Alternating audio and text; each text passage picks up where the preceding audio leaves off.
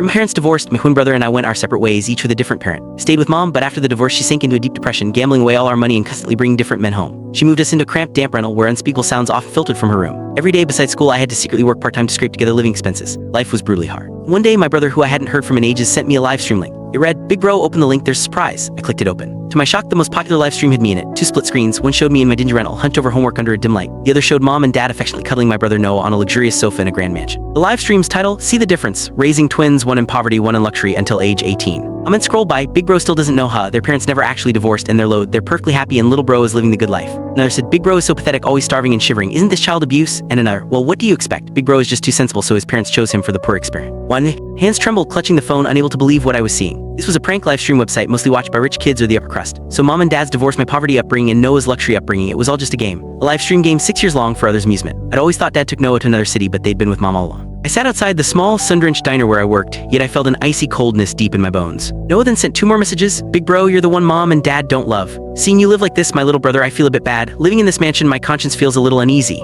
My hand, holding the phone, felt heavy as if weighted with lead balls. I felt too sick to even reply. Just then the boss yelled, "Evan, clean up these 2 tables fast." This was my daily part-time job after school. After the divorce, mom had fallen into gambling. She never gave me living expenses, only occasionally tossing me a few scraps when she won at cards. This diner job I'd practically beg for. 9 p.m. I finished work, my spirit crushed, and returned home. It was summer and the cheap rental on the top floor had no air conditioning. Walking in felt like entering a steam oven. Mom, dad, and Noah would never experience this. They were probably enjoying the AC in their mansion. The light bulb flickered, threatening to die again. Since mom moved us into the rental, she rarely came home. And when she did, she always brought different men back, unspeakable sounds echoing from her room. She used the money she earned from sleeping with men to gamble, completely neglecting me, her son. But I never imagined that on the days mom was home, she was actually with Noah. Had they ever thought about me, their biological child, struggling to survive in the rental? I'd endured this life for almost 6 years. Scanned the rental, so many hidden cameras must be in here. A rustling came from the kitchen corner. I knew it, rats scurrying around. At first I was off scared, but now I was numb to it, used to it. Funny, the rats had been my longest companions in this rental. I clicked the live stream link again. My rental's live feed was still at the top, incredibly popular. The dark, dingy rental contrasted sharply with the bright, opulent mansion. The pain on my face, mirrored by a similar face on the other screen, was replaced with pure happiness. In that moment, I felt like a rat myself, a rat spying on someone else's joy. It's my birthday. After school, I finished my part-time job, and by the time I got home, it was almost 10 p.m. I walked into the rental carrying a plastic bag. Inside was an old-fashioned cake, very cheap, bought for $5. I reached for the light switch, but the light didn't come on.